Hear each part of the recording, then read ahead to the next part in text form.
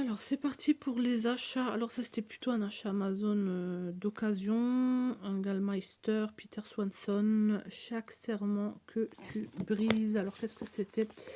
Abigail doit se marier. Elle va épouser un millionnaire et elle rencontre en fait un autre homme. Elle ne sait pas ce qui lui a pris. Cet homme-là organisait sa vie de jeune fille, son enterrement de jeune fille. Et elle a dû faire une bêtise avec et cet homme ne veut plus la lâcher. Il la suit jusqu'au jour de son mariage. Donc à voir ce que ça va donner.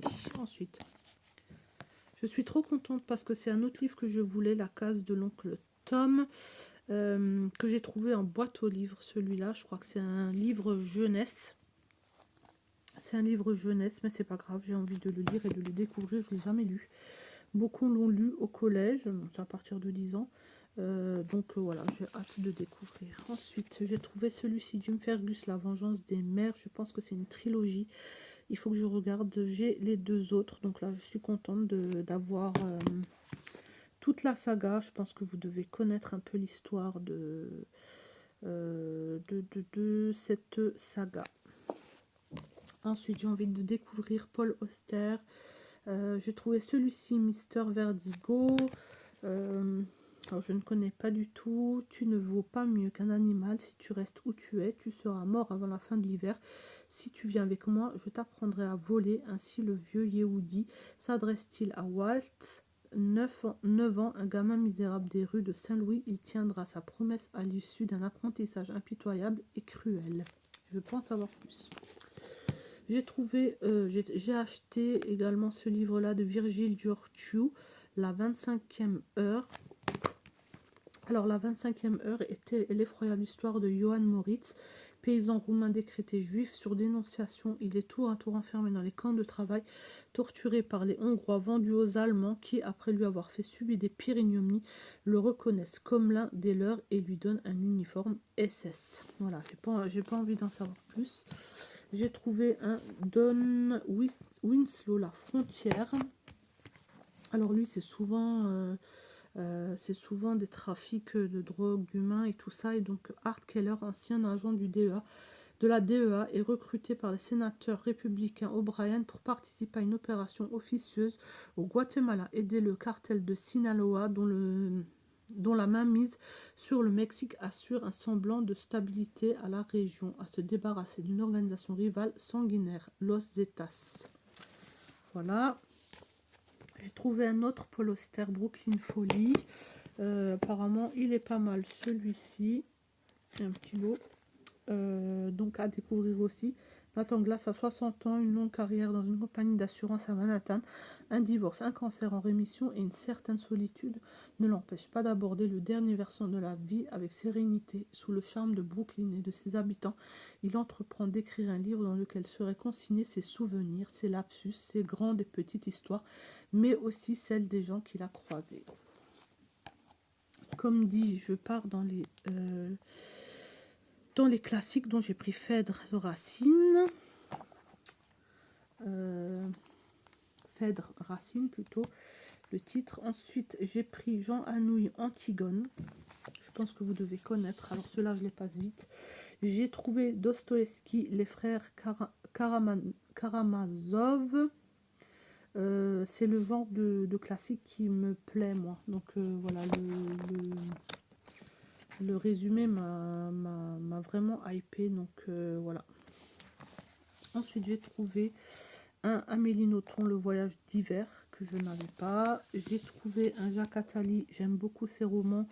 J'avais adoré La confrérie des éveillés, ça reste un de mes livres préférés. J'aime pas ce qui est écrit politique de Jacques Attali, mais ses romans sont... En tout cas, La confrérie des éveillés était tellement bien, j'ai adoré. Et du coup, j'ai voulu en reprendre un autre et découvrir un autre de ses romans. Ensuite, j'ai trouvé Harlan Coben, Tu me manques. C'est toujours bien de lire un Harlan Coben de temps en temps. Kiff Kiff, Demain, Faiza Gwen. Doria a 15 ans, un sens aigu de la vanne, une connaissance encyclopédique de la télé et des rêves qui la réveillent. Elle vit seule avec sa mère dans une cité de Livry-Gargan depuis que son père est parti un matin pour trouver au Maroc une femme plus jeune et plus féconde.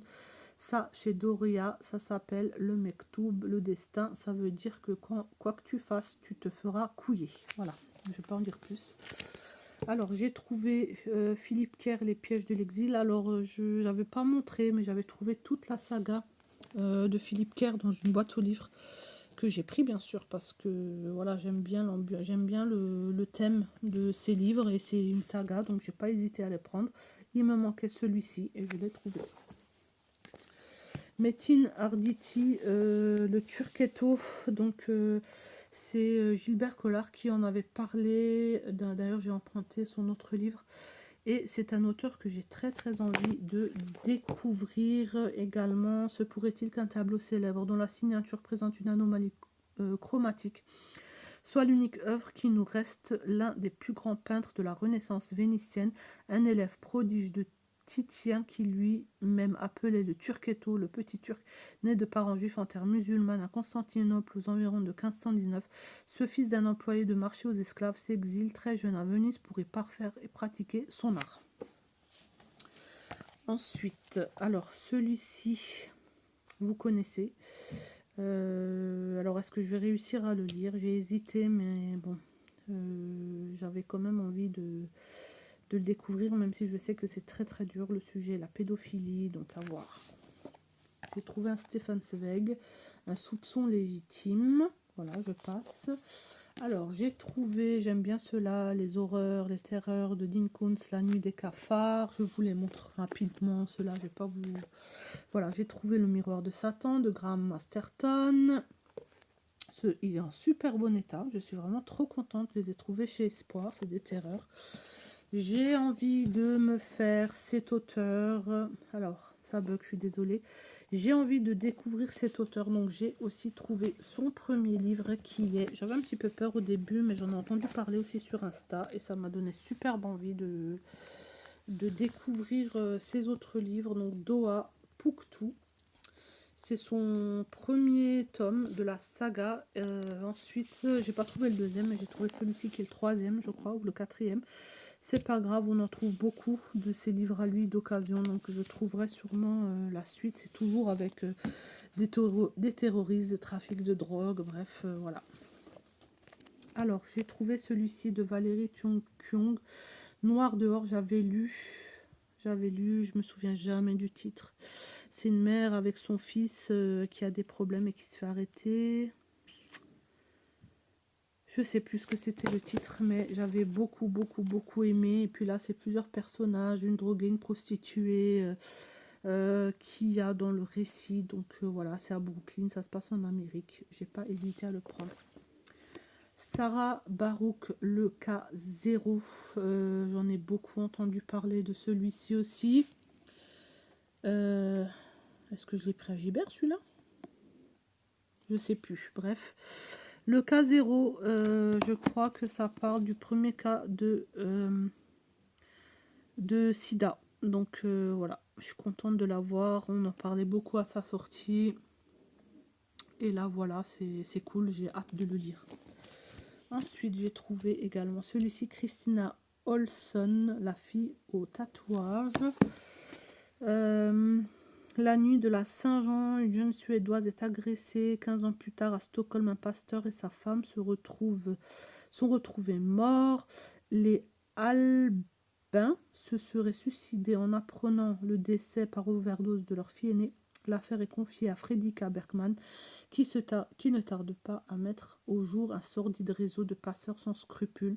À l'autre bout du monde, Johanna, la fille cadette du couple albin, travaille en Thaïlande sur un dossier sensible, voire dangereux. Voilà pour mes livres de chez Espoir. Et maintenant, je vais attaquer ceux que j'ai achetés chez Gibert. Voilà.